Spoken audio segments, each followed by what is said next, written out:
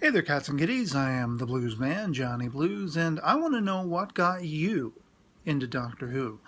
This is hopefully going to be the first episode of an ongoing series talking about my having gotten into different things from Doctor Who to Star Trek to Star Wars, Transformers, Superman, comics, different TV shows, different movies, and such like that. My first experiences with these properties. And, for longtime viewers of my content, you've probably heard how I had gotten into Doctor Who before. I've told this story a couple of times over in Doctor Who related content that I've uploaded.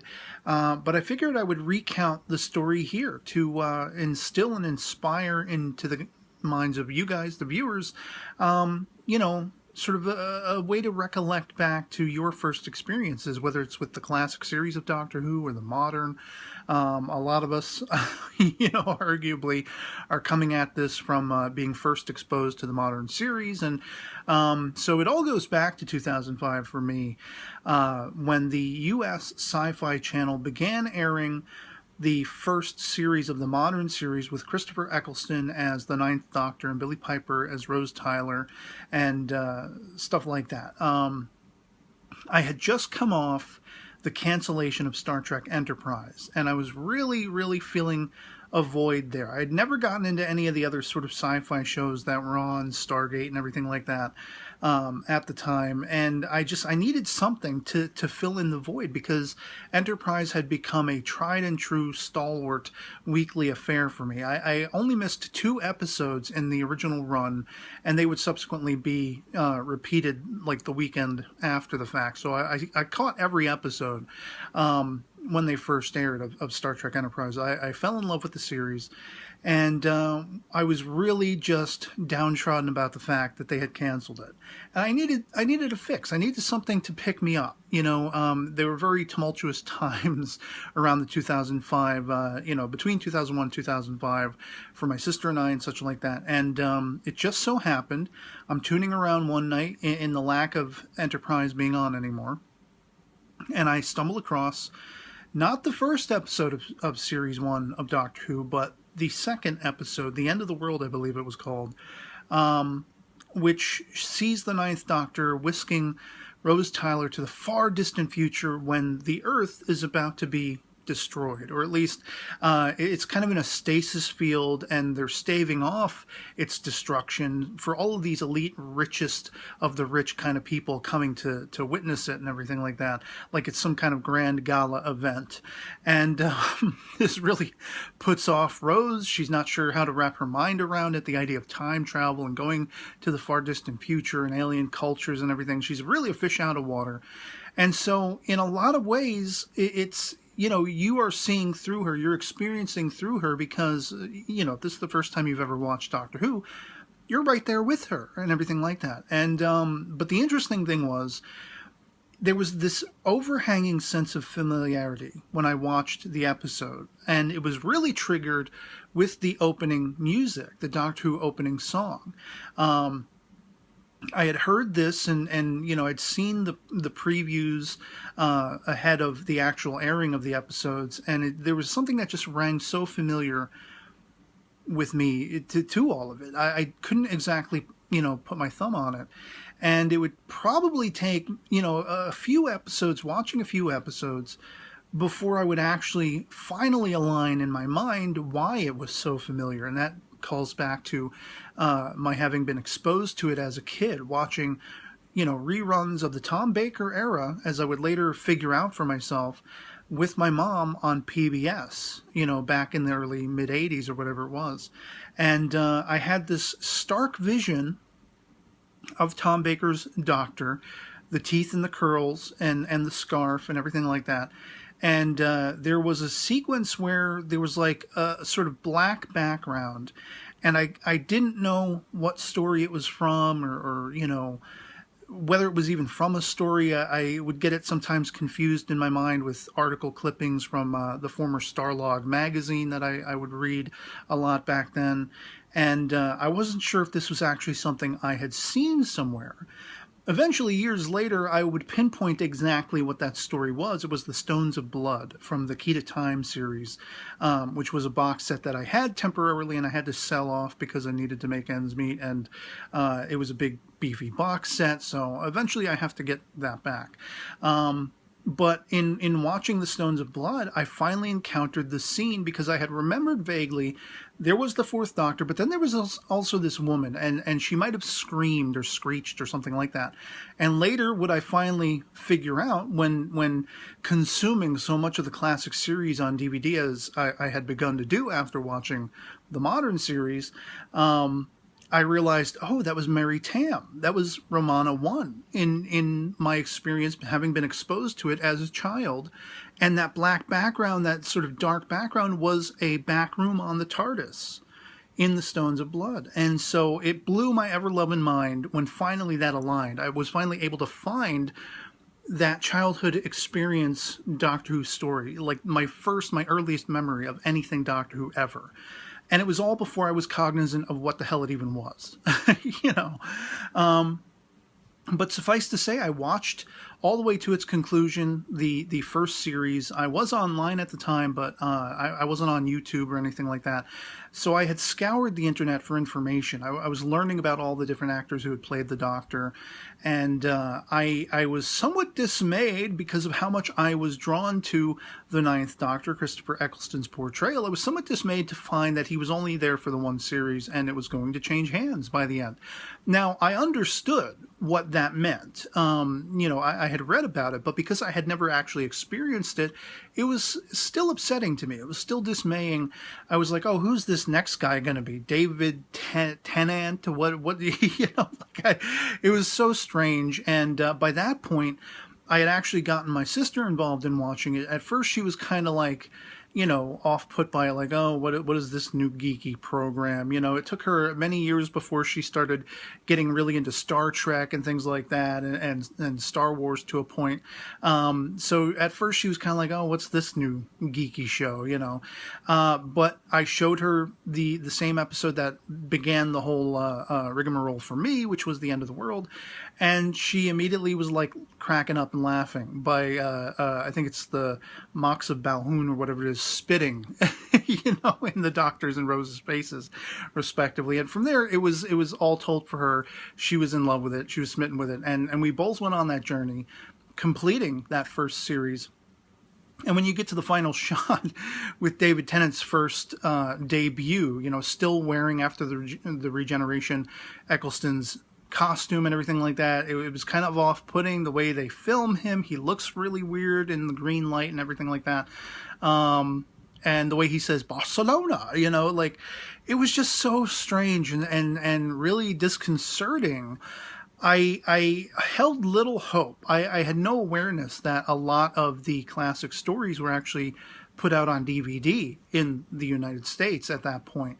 And of course, with the success of the modern series, a lot more stories would be released on DVD over here. But what I ended up doing, just on the off chance, I went to my local Best Buy, and it just so happened when we went, they had one Doctor Who related DVD box set. It was the William Hartnell era Doctor Who The Beginning box set. Very literally, the first stories that started it all back in 1963. You had An Unearthly Child, the pilot, as well as the proper first aired version, because there were two different versions. And it was a little dismaying because when you start the DVD and you hit play all, they start with the unaired version of the pilot, which is far less approachable, far less enjoyable than the actual televised one. And we sort of watched that to its, you know, completion by accident first, and we were like, and wow, people liked Hartnell. He was kind of a grouch, kind of ornery, unlikable. And then we watched the proper televised version where they tweaked it and everything, and it was that much better. You know, he was much more, there was a twinkle in his eye, and it was that much better. But that Doctor Who The Beginning box set, it comprised the very first story, going back to, you know, the cavemen era, where all cavemen talk perfect English. And then the first Dalek serial, the entirety of the first Dalek serial, the war between the Daleks and the Thals, and the Doctor and his granddaughter Susan, as well as the teachers Ian and Barbara, who were whisked off in time, against their own will and everything like that. These were their grand adventures, the thing that started it all. And I remember very, very vividly putting in the DVD, and my sister and I had just come home with like some fried chicken or something and coleslaw that we were going to be eating while watching it, because it had become part of our routine, watching the entirety of the first series every week as it aired. So this was the, filling in point for anything, failing anything else Doctor Who related that we had at the time. And we popped it in. I was worried that I had gotten chicken grease on the disc and that it got messed up. Luckily, that didn't happen, but we started up, and as soon as we would hear that opening music, which is basically the exact same music all through the course of the series, they tweak it here and there, every other sort of generation or every other actor that takes over. But for all intents and purposes, the Delia Derbyshire original music was exactly what you hear when you watch the modern series when it would start. And my sister and I stopped everything as soon as it started, and we both had ear-to-ear smiles, and we're looking at each other awestruck, and we're like, wow, this actually has a proper history. This has been around for a long time. And even that music that embodies this sensation of excitement whenever a new episode starts, it was already back in 1963 as a part of this thing. And it was just absolutely exciting. So in a sense, my first proper Doctor was not only the ninth, but it was also the first, William Hartnell, because he's the first one that I experienced after, the ninth Doctor, and being ushered into this world. And as I say, I would go on to collect many of the DVDs of the classic series. I remember it being something of an adventure, and it was always revolving around, how much money I had left over at the end of the month after bills and necessities, and what could I afford. And some of the DVDs would be a little more expensive per my tastes, between going to the Best Buy store, but also a store that became a constant go back to, and I had actually become smitten with, was this bookstore, sort of hybridization bookstore entertainment store called Borders in the U.S. And they had a whole stockpile of Doctor Who classic, DVDs. And so it would become an adventure going there on a weekly basis, sometimes more often, depending on how much money I had to spend, and going through the classic DVDs. And I remember each sort of adventure of, okay, well, this is a story that features the seventh Doctor. We haven't watched any of his stories yet. Let's get this one this week. Here's a fifth Doctor one. Well, we saw one fifth Doctor. We saw the five Doctors, which had him in it. But this is one where he's on his own with his own companions. Let's grab this one. Pertwee, the third Doctor. It was a really fun first time being introduced to him. It wasn't his first story. It was several stories on from his era, called Carnival of Monsters, which was, it's probably my sister's favorite third Doctor story, and it might be my own as well. And it was just a grand experience, a fun time. Every time we had a little money to spend, and we would go and we would try to pick and choose which one do we want. Does this story sound the most adventurous and exciting and enticing? Is it, do we want to go with a particular Doctor or whatever like that? I mean, it was really an adventure. And eventually we would, get all of the Doctors in some form or another, DVDs and stories comprising all of their eras, with the exception for a very long time of the eighth Doctor. Now, my first exposure to the 1996 TV movie, which was a cooperative effort between, I think, Fox in the US and the BBC, I'd read a lot about and I'd heard a lot about, but I held no hope of ever seeing it ever. And the DVD release that would subsequently follow was not my first exposure to it. I had actually gotten in contact with a local to the state I live in, Doctor Who sort of, fan group. And one of the ladies that are a part of the group that I was communicating back and forth with said, well, I actually recorded that on VHS back when it first aired in 1996. I could always make a copy of it and send it your way, since you're just going through all of this classic Doctor Who, and this is the one thing you're going to be missing. Of course, lo and behold, there are a lot of, stories from the earliest segments of Doctor Who, the Hartnell and Troughton eras, that have gone missing because the BBC wiped those tapes, wanted to repurpose them, and so stories are long, gone forever and things like that. With the exception of times where they find them in a bunker in India. There's an episode that still exists. But, I was so grateful for that fact. She had sent me the VHS, and that was the first time I was ever able to watch the TV movie, and it was a really interesting experience. And that really was my history with being brought into the fandom and love that I have as a Whovian, as a Doctor Who fan. It began with the first series in 2005, airing on U.S. Sci-Fi Channel with Christopher Eccleston and Billie Piper, and I fell in love with this world and carried on through. David Tennant would win me over as well, and then Matt Smith. I had first seen him in, I believe it was the Billie Piper starring Sally Lockhart mystery films. There were 2 of those produced, and Matt Smith played a sort of background character. And I remember remarking to my sister, if they ever wanted a replacement for David Tennant, he might be interesting, because he's really sort of weird and aloof and almost alien in the way he acts, and his mannerisms and things like that. Lo and behold, Matt Smith would become the Doctor immediately following. So I thought that was a really cool coincidence. I sort of kind of called it. And as I would go over the backlog of DVDs released for the classic series, eventually I would pinpoint my first exposure as a child before I was aware of what Doctor Who was, with Tom Baker and Mary Tama's Romana 1 and such like that. And the only other sort of, being exposed to an aspect of Doctor Who that was left to me was the Big Finish audios. And, all of the Big Finish audio CDs and things that I've accumulated have been sent to me by friends I've made online out of the generosity and kindness of their own hearts. And I think the first, I may be wrong, but I think the first one that was ever sent my way was the 50th anniversary Big Finish audio multi-Doctor story, A Light at the End. And that was just a delight, especially as it comprised a lot of the surviving classic Doctors and everything, as well as some of their companions. And so that was my first exposure to Big Finish. And, I've enjoyed, I'm looking over to my right because I have a few of the CDs sitting over there, getting ready to listen to them eventually. That was really my first exposure to Big Finish, and being able to hear these for all intents and purposes radio plays in a modern sense.